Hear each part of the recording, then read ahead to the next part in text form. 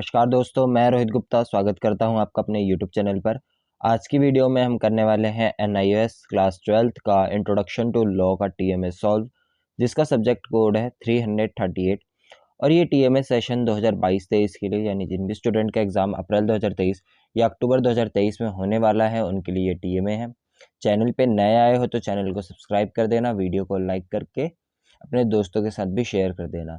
अगर आपने अभी तक TMAs नहीं बनाए हैं अदर सब्जेक्ट के, तो प्लेलिस्ट का लिंक मैंने डिस्क्रिप्शन में डाल दिया, जहाँ पे आपको सारे सब्जेक्ट के TMA मिल जाएंगे। इंग्लिश मीडियम में भी सॉल्व कर रखे हैं मैंने, हिंदी मीडियम में भी सॉल्व कर रखे हैं।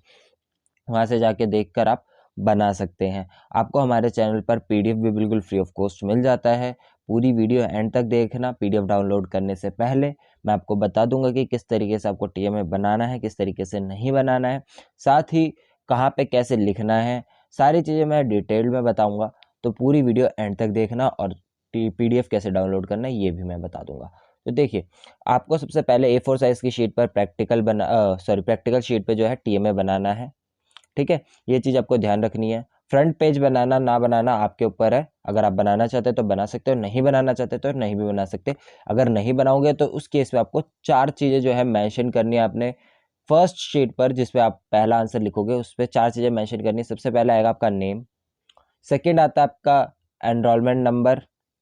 ठीक है, एनरोलमेंट नंबर के बाद आता है आपका सब्जेक्ट विथ सब्जेक्ट कोड। तो जैसे ये इंट्रोडक्शन टू लॉ का है तो इसमें इंट्रोडक्शन टू लॉ और ब्रैकेट में डालोगे 338, जैसे मैंने ऊपर मेंशन कर रखा है। ठीक है, उसके बाद आपको डालना है अपना AI का मतलब होता है स्टडी सेंटर। ठीक है, तो स्टडी सेंटर का नाम विद स्टडी सेंटर कोड। ठीक है, तो स्टडी सेंटर कोड कुछ बच्चों को नहीं पता, तो मैं बता दूं, जो आपका आई कार्ड होता है नीचे आप ब्लू कलर की जो पट्टी सी होती है उसमें आपको स्टडी सेंटर लिखा रहता है। स्टडी सेंटर में सबसे आगे पहले आपको एक कोड दिया रहता है, नंबर लिखा रहेगा 6 डिजिट का, वो आपका स्टडी सेंटर कोड होता है। उसके बाद आपका स्टडी सेंटर का नाम लिखा रहता है। ठीक है, तो ये चारों चीज़ें आपको मेंशन कर देनी है। और TMA के 20 मार्क्स जो है आपके थ्योरी एग्जाम में जुड़ते हैं, तो TMA जरूर सबमिट करें, क्योंकि इससे आपकी पासिंग परसेंटेज भी इंक्रीज होती है और ओवरऑल परसेंटेज भी इंक्रीज होती है। तो TMA जरूर सबमिट करें। TMA सबमिट करने की लास्ट डेट जो है वो 31 जनवरी है। ठीक है, तो उससे पहले पहले फटाफट जमा कर दे, उसके बाद जमा करोगे तो लेट फीस लगेगी, और मैं नहीं चाहता कि लेट फीस लगे। तो स्टार्ट करते हैं क्वेश्चन नंबर 1 से। तो यहाँ पे हम देखते हैं क्वेश्चन नंबर 1 में बोला हुआ है, answer any one of the following question in about 40 to 60 words. 40 to 60 words में इसका आंसर देना है। बी पार्ट हमने कर रखा है। बी पार्ट में क्या बोल रखा है, illustrate any two agreement and convention concluded under the auspicious of SAARC. तो यहाँ पे शार्क का बता रखा है, many agreements and conventions have been concluded under the auspicious of SAARC such as agreement of South Asian free trade SAFTA, agreement avoidance of double taxation, convention of combating and prevention of trafficking in women and children prostitution, और उसके बाद क्या दे रखा है, regional convention on suppression of terrorism. ठीक है, तो यहाँ पे आपको सारा आंसर बता रखा है, दो दो बोले थे तो 2 एग्रीमेंट और 2 कन्वेंशन इसमें बता दिए गए हैं। उसके बाद चलते हैं क्वेश्चन नंबर 2 पे। क्वेश्चन नंबर 2 आ जाता है हमारा, answer any one of the following question in about 40 to 60 words. 40 to 60 words में इसका आंसर करना है। इसका बी पार्ट हमने कर रखा है, elucidate factors necessary for consideration of opportunity to rebut evidence. तो इसका आंसर अब आपका यहाँ से स्टार्ट हो जाता है। सबसे पहला है क्रॉस एग्जामिनेशन, और दूसरा जो है वो है legal representation. The opportunity to rebut evidence necessarily involves the consideration of 2 factors, cross examination and legal representation. अब यहाँ पे बता दिया है दोनों को। Cross examination is the most powerful weapon to elicit and establish truth.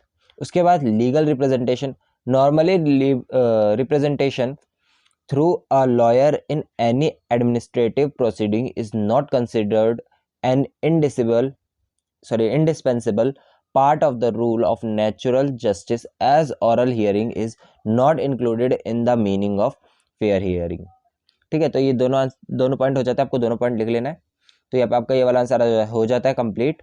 उसके भी 2 मार्क्स आपके पूरे होते हैं। इसके बाद क्वेश्चन नंबर 3 स्टार्ट होता है, answer any one of the following question in about 40 to 60 words.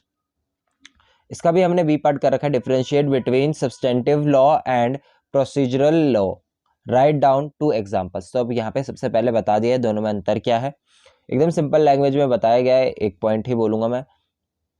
एक ही पॉइंट डाला है इसमें जिससे हमें अंतर पता लग सके। उसके बाद 2 एग्जाम्पल डाल दिए, क्योंकि देखो 2 मार्क्स का आंसर क्वेश्चन है ये, तो ज़्यादा लेंदी नहीं होना चाहिए, हमें वर्ड्स का भी ध्यान में रखना है। ठीक है, तो इसके साथ आप अगर आप स्क्रीनशॉट लेना चाहते हो स्क्रीनशॉट ले लीजिएगा, मैंने रोक भी दिया है।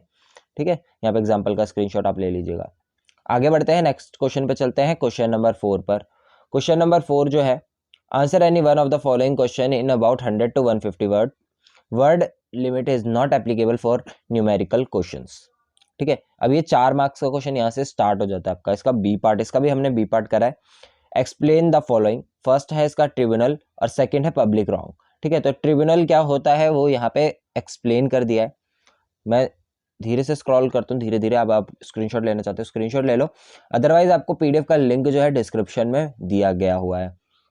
ठीक है, तो वहां से आप जाकर डाउनलोड कर सकते हो। अब आपका यहाँ पे सेकंड वाला स्टार्ट हो जाता है पब्लिक रॉन्ग। पब्लिक रॉन्ग क्या होता है वो एक्सप्लेन करा गया। ठीक, तो मैं आपको बता दूं, देखो जैसे ही आप लिंक पे क्लिक करोगे ना, वहाँ पे बहुत सारे लिंक होंगे, हमारे व्हाट्सएप ग्रुप का लिंक होगा आपके पास और पीडीएफ का लिंक होगा, आप वहाँ से आराम से डाउनलोड कर सकते हो। जैसे ही आप उस लिंक पे क्लिक करोगे ना, हमारे टेलीग्राम चैनल पे पहुँच जाओगे। टेलीग्राम चैनल पे पहुँचने के बाद आपको ज्वाइन करना है हमारा टेलीग्राम चैनल। ठीक है, टेलीग्राम चैनल जैसे ही ज्वाइन होगा उसके बाद आप उसको इजीली डाउनलोड कर सकते हो, कोई भी दिक्कत नहीं आएगी आपको उसको डाउनलोड करने में। बिल्कुल फ्री ऑफ कॉस्ट है, किसी भी तरीके के चार्जेस आपसे नहीं लिए जाएंगे। इसके बाद क्वेश्चन नंबर 5 आपका यहाँ से स्टार्ट हो जाता है। Answer any one of the following question in about 100 to 150 words. 100 to 150 words में इसको भी लिखना है। Word limit is not applicable for numerical questions. इसमें भी वही सेम चीज बोली गई है कि 100 to 150 वर्ड्स में इसका आंसर लिखना है, और इसमें भी वर्ड लिमिट न्यूमेरिकल क्वेश्चन में एप्लीकेबल नहीं है। तो क्वेश्चन ये वाला क्वेश्चन भी हमारा 4 मार्क्स का है। बी पार्ट हमने कर रखा है इसका, एक्सप्लेन द फॉलोइंग। पहला इलेक्टोरल कोटा, सेकंड है qualification required for the office of president.